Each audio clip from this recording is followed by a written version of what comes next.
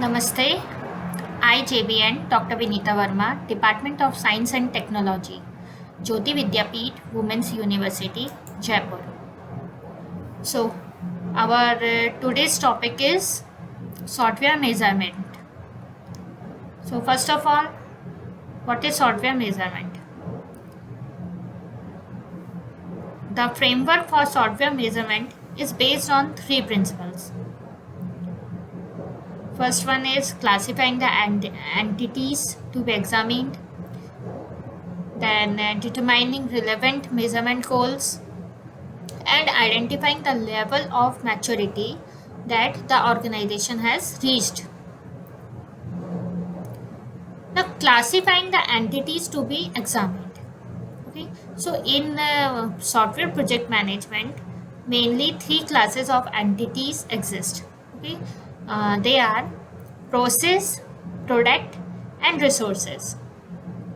All of these entities have internal as well as external entities.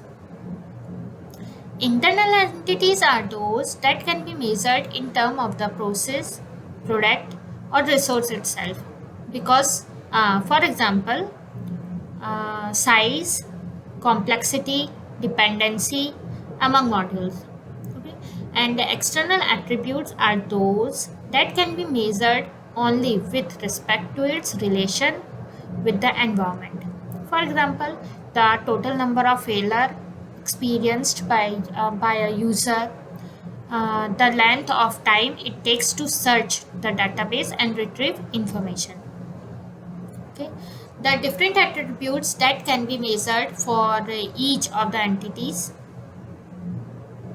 are: first one is process. Process are the collection of software related activities. Okay, so some of the internal attributes that can be measured directly for a process are the duration of the process or one of its activities, the effort associated with the process or one of its activities, and the number of incidents of a specified type arising during the process or one of its activities. The different external attributes of a process are cost, controllability, effectiveness, quality, and stability. Okay, so this is process. Then next one is product. Product are not only the item that the measurement is committed to deliver, but also any artifact or document produced during the software's life cycle. Okay, the different internal product attributes are size, efforts, cost, specification, length,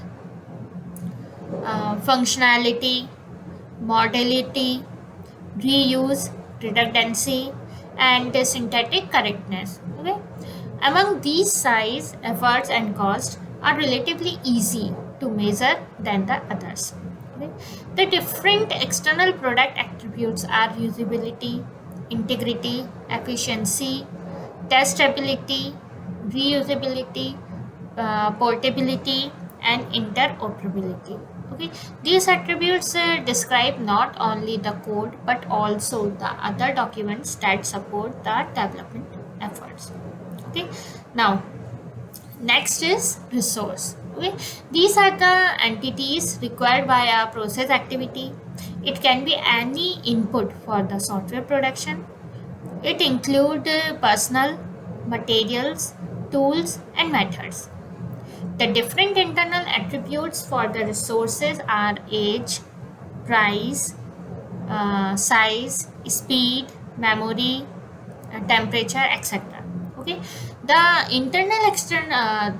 different external attributes are productivity, experience, quality, usability, reliability, comfort, etc. Okay, so I hope you understood all this: process, product, and resource. Okay, now our next topic is how to determine relevant measurement goals. Okay, how to determine relevant measurement goals. A particular measurement will be useful only if it helps to understand the process or one of its resultant product. The improvement in the process or product can be performed only when the project has clearly defined goals for process and products. A clearly understanding of goals can be used to generate suggested metrics for a given project in the context of a process maturity framework. Okay. Then the goal question metric paradigms. Okay, GQM, goal question metric paradigms. Okay, so the goal question metric paradigm provide a framework involving the following three steps. Okay, listing the major goals of the development or maintenance project, deriving the questions from each goal that must be answered to determine if the goals are being met, decide what must be measured in order to be able to answer the questions adequately. Okay, so to use GQM paradigm, first we express the overall goal of the organization, then we generate the questions such that the answers are known so that we can determine whether the goals are being met. Okay, later analyze each question in terms of what measurement we need in order to answer each question. Okay, now typically goals are expressed in terms of productivity, quality, risk, customer satisfaction, etc. Goals and questions are to be constructed in terms of their audience. Okay. To help generate the goals, questions, and metrics, Basili and Rombach provided a series of templates. What templates? These are purpose. First one is purpose. To characterize, evaluate, predict, motivate, etc.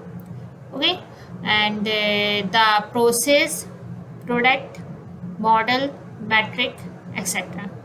Okay, in order to understand, assess, manage, engineer, learn, improve, etc. For example, to characterize the product in order to learn it. Then next one is perspective. Examine the cost, effectiveness, correctness, defects, changes, product measurement, etc. from the viewpoint of the developer, manager, customer, etc. For example, examine the defects from the viewpoint of the customer. Next one is environment. The environment consists of the following: process factor, people factor, problem factors, methods, tools, constraints, etc. For example, the customer of this software are those who have no knowledge about the tools. Okay, now next one is measurement and process improvement. Measurement and process improvement. So normally measurement is useful for to understanding the process and product. Okay, and establishing the baseline and assessing and predicting the outcome. Okay, these three are main points. Then according to the maturity level of the process, the type of measurement and the measurement program will be different. The type of measurement and the measurement program will be different. Following are the different measurement programs that can be applied at each of the maturity levels. Okay, so first level is ad hoc. At this level, the input are ill-defined while the output are expected. The transition from input to output is underdefined and uncontrolled. For this level of process maturity, baseline measurements are needed to provide a starting point for measuring. Then next level is level 2, repeatable. Okay, at this level, the input and output of the process constraints, and resources are identifiable. A repeatable process can be described as follows. Okay, so then the input measure can be size and volatility of the requirement. The output can be measured in terms of system size, the resource in terms of staff effort, and the constant in terms of cost and schedule. Okay. Now the next level is third level, defined. Okay. At this level, intermediate activities are defined, and their input and output are known and understood.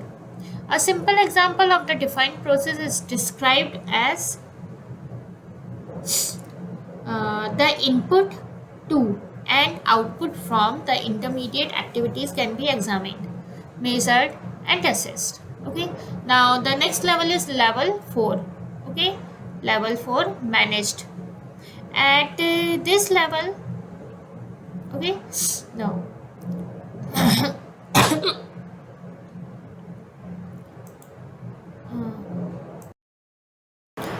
Okay, now next level is optimizing. Okay, at this level, the measures from activities are used to improve the process by removing and adding process activities and changing the process structure dynamically in response to measurement feedback. Thus, the process change can affect the organization and the project as well as the process. Okay.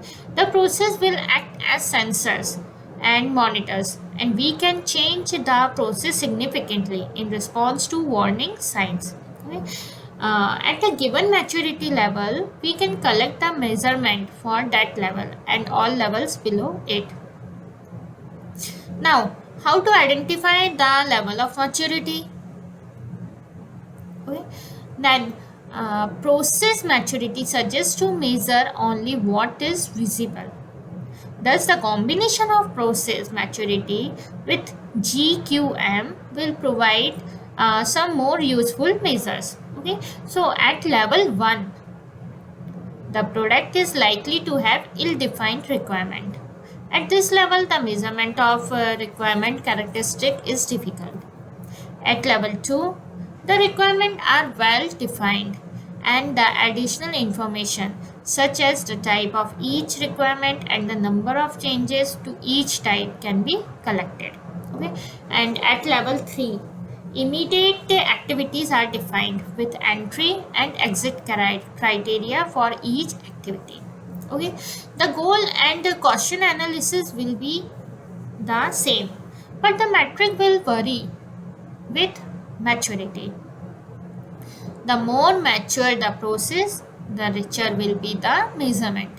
The GQM paradigm, in concert with the process maturity, has been used as a basis for several tools that assist managers in designing measurement programs. Okay, GQM help to understand the need for measuring the attribute, and process maturity suggests whether we are capable of measuring it in a meaningful way. Together, they provide a context for measurement. Okay, now it's over. I hope you all are understood this. Okay, thank you. Now we will meet in the next session.